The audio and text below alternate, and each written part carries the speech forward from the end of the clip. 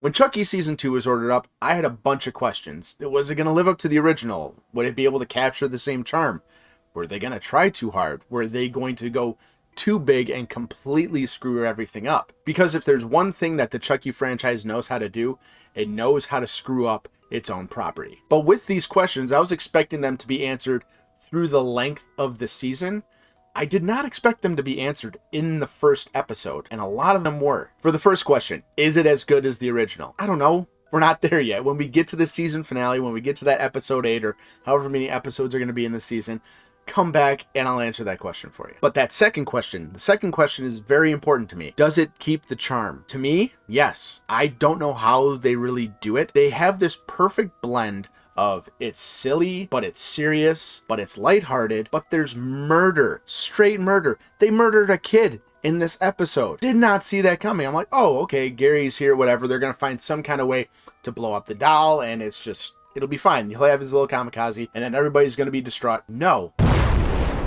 They kill Gary, straight up murder the kid, which is then the catalyst for shipping them off to this Catholic detention center, which is, we're going to get to that in a minute. But this episode felt through the entirety of it like it could have just come right from season 1. Like they finished filming and then they just started filming.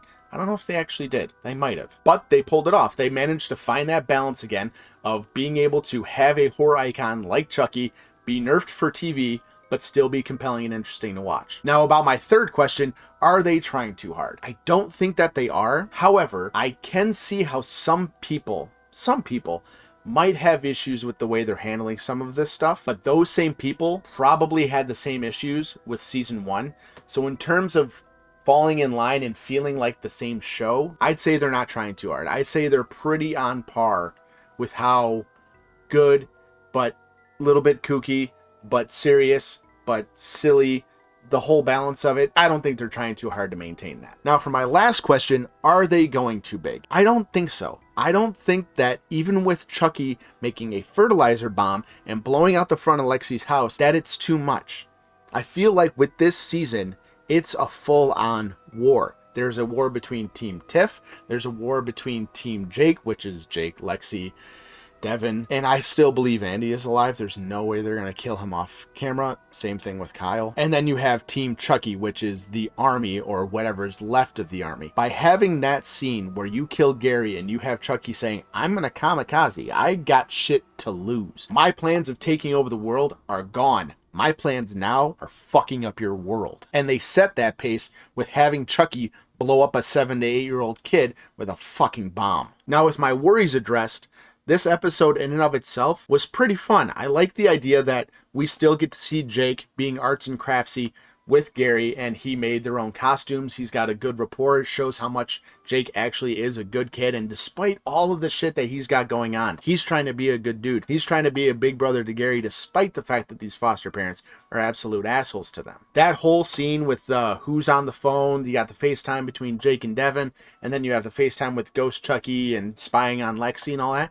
That scene was fun. And can we talk about Lexy's mom for a second? The queen of Bitch Mountain, who has not missed a step despite the fact that her husband was murdered, she was voted out of office, and is trying to rerun for mayor of Hackensack, New Jersey after all that shit. Dude, you are next level bitch face, and I love it because it's played so well. You hate her so much, and I can see her being a character that doesn't get killed off despite the fact that we want to see her stabbed in so many different ways. Now, I mentioned before the whole Catholic school detention center angle. I think that's going to get real interesting real fast, and not just for Devon and Jake. There's going to be so much tension there. You also have the angle that Chucky, he doesn't let that fly, and that's going to get real interesting for all the people running that facility. I went into this episode with a handful of questions, and after this episode, I still have a handful of new questions. Like, is Andy actually dead? He's not, but how does he survive? How does Kyle survive? There's no way. I said it before. There's no fucking way you killed those characters off screen. You can't. There's absolutely no fucking way. This is a silly question, but are they going to have a moment, even ever slightly, that they're going to reference the fact that Devon Sawa is again back in this season? If they're going to have some kind of, he kind of looks like your dad moment. I hope they don't, but I'm curious to see if they do. Another question I had is, the Bell doll, is that dead? Is that destroyed? Dead, or whatever you think it could be? Is it gone? I know it was face to face with Chucky and Gary when Chucky hit the bomb and he went kaboom, but is it gone? Is it destroyed?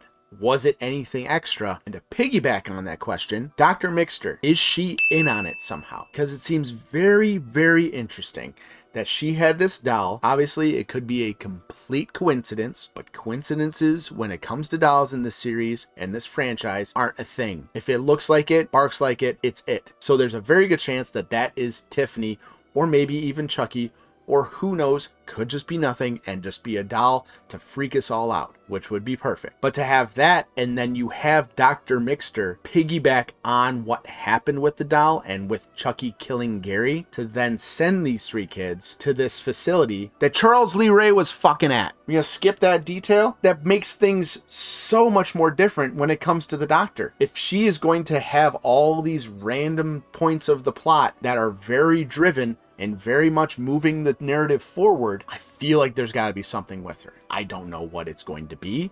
Maybe she was his doctor at some point. I don't remember if they said anything in season 1 about that. If they did, hit the comments and correct me. I love being corrected. But I don't think that we know anything extra about her, but I think we're going to learn. And I'm very curious to see what the fuck her issue is. I will be very happy to be wrong, but I don't think we're going to get answers to any of those questions when episode 2 comes. I guess we'll just have to wait and see. But until then, tomorrow I will be back here doing my review for Terrifier 2. I am so excited to watch that 2.5 hour unrated just slashing beast. I rewatched the first one earlier today. Holy shit. So come back for that review tomorrow. In the meantime, my Terrifier review, all my Chucky content is in the description below. Go check all that out. I will see you here tomorrow. But until then, take care.